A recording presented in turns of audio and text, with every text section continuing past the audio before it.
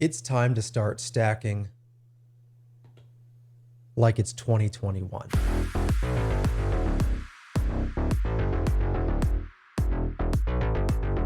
I love gold! Hey, Scrooge McStacker here. In my last couple of videos, I walked you through my historical purchases, one in 2017, one in 2019. I told you that I essentially forgot both of those years to keep on stacking, and now I find myself in 2021. And I need to take a different approach to stacking in 2021 if I'm going to keep myself accountable and keep the stack going. I'm going to talk to you about two of those decisions here today.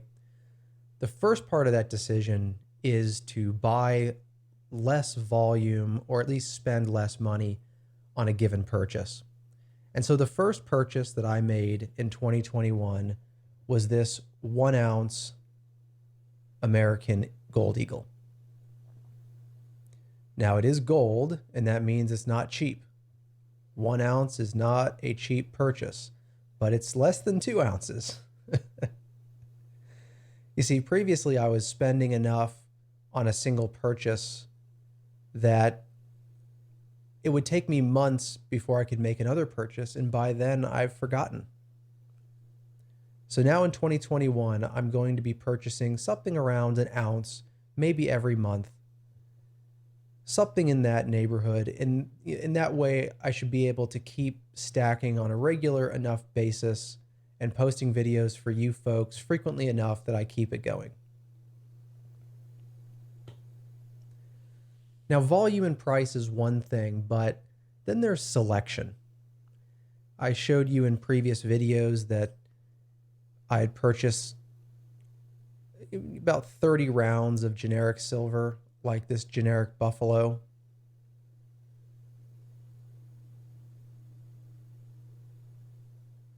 I also showed you in those videos that I had purchased 1 ounce gold maple, and I had purchased a 1/2 ounce panda.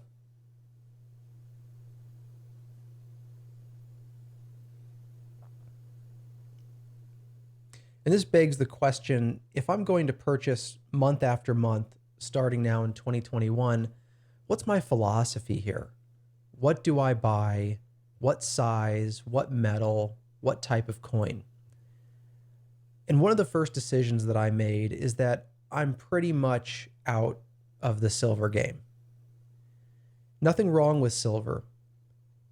The issue is that I'm trying to build up the savings account that's large enough that the volume of silver I would have to purchase is more than I want to handle. You just put yourself in the shoes of someone walking into a coin shop, whether you're buying or selling. You go into a coin shop, and let's say you're dealing with the value of 1 ounce of gold.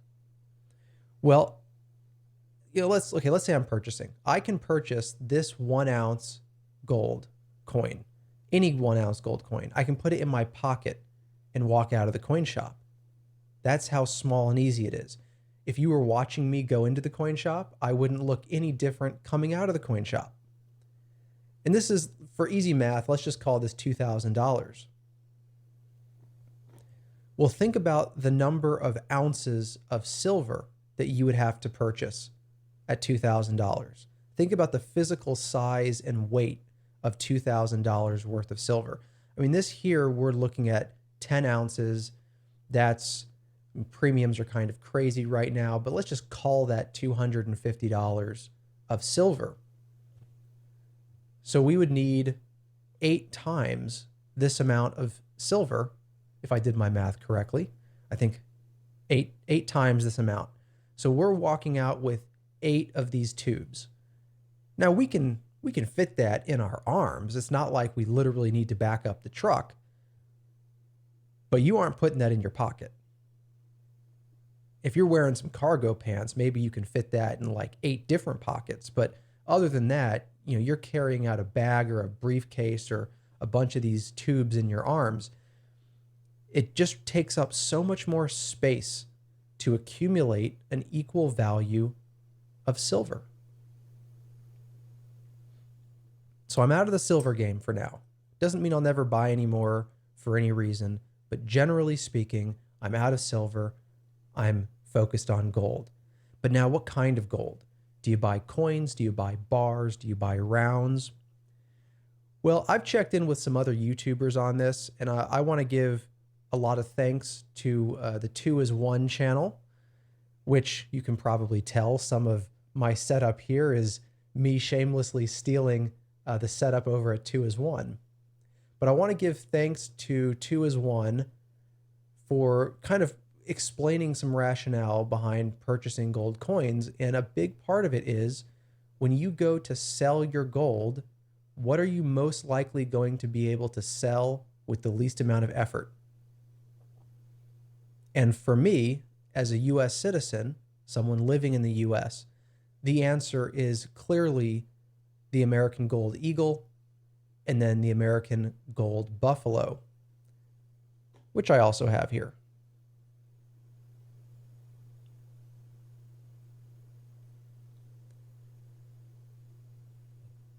With these being American coins, these are minted by the US government. I believe they are, I mean, they have face values. So I believe they are considered legal tender. Let's see if we can find that face value here.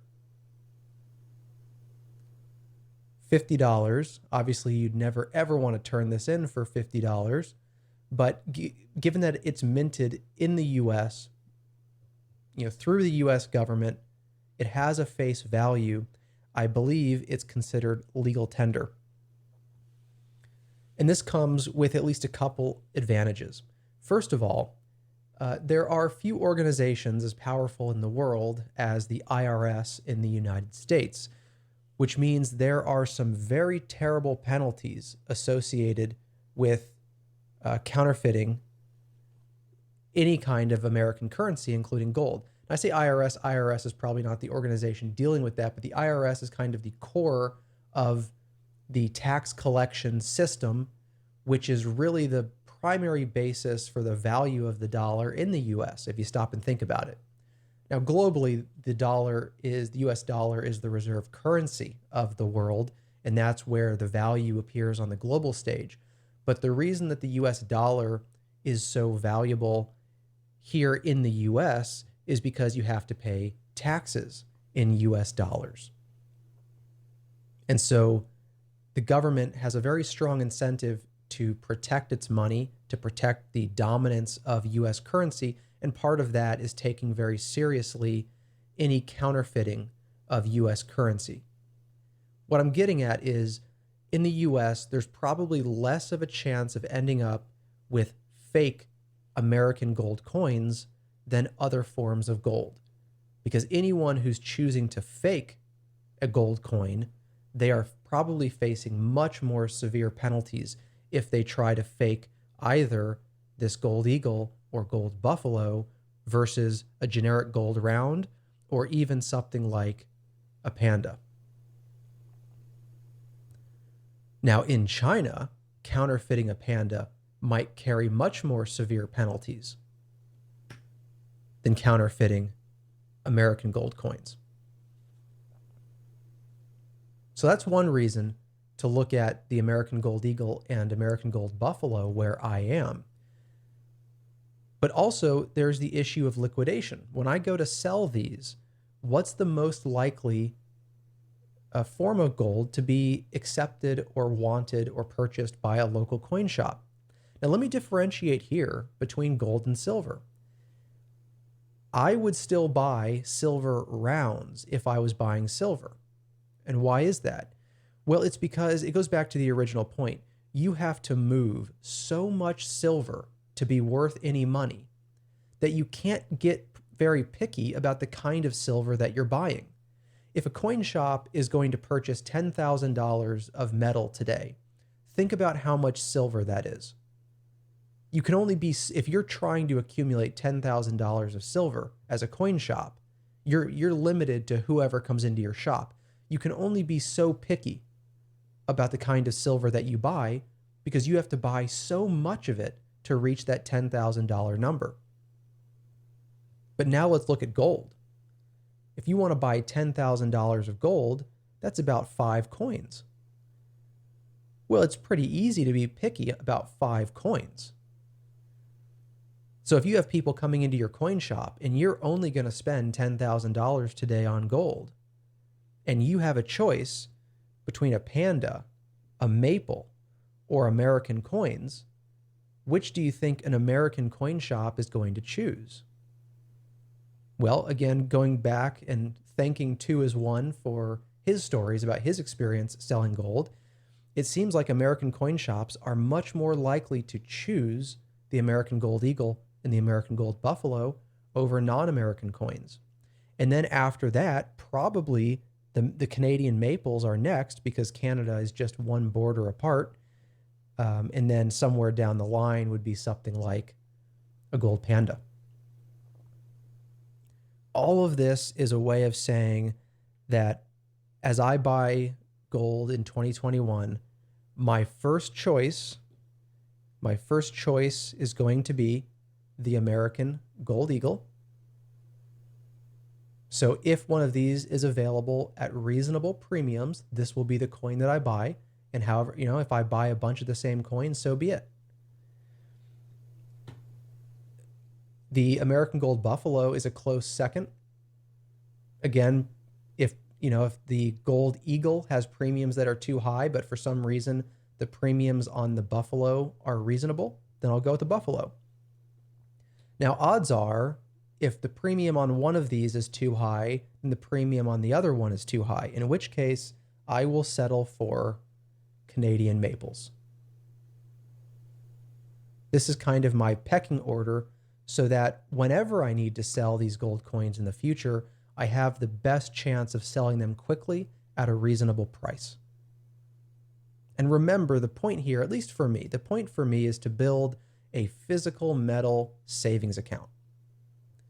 I'm not trying to get rich off of metal. I'm trying to preserve my wealth. And as we all know, an actual savings account filled with US dollars deteriorates over time. As we print dollars, we debase the currency, we rob our savings accounts.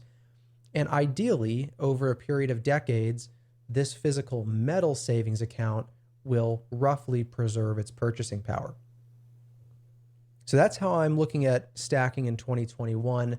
This Gold Eagle right here is my first purchase in 2021. I don't remember exactly what the price point was. As you all know, the market's been pretty crazy this year. I think I bought this one back in February, and it was probably somewhere in the 1800s or low 1900s. The premium was 10% or less. I don't remember exactly what the number was, 10% or less. I really don't think I'll go above 10% on a purchase unless there's extenuating circumstances. But let me know down in the comments, do you agree with my rationale for what I'm purchasing in 2021? Do you have a similar outlook on the gold that you buy? Or do you say that gold is gold and you simply select based on the lowest premium? Because I know that's a very popular viewpoint as well. And I get it. That's the way I look at silver due to the volume, but I look at gold a little bit different. So let me know down in the comments what you think. As always, if you enjoyed this video, if you want to keep up with my stacking, please do hit the like and subscribe button. I am Scrooge McStacker, and keep on stacking.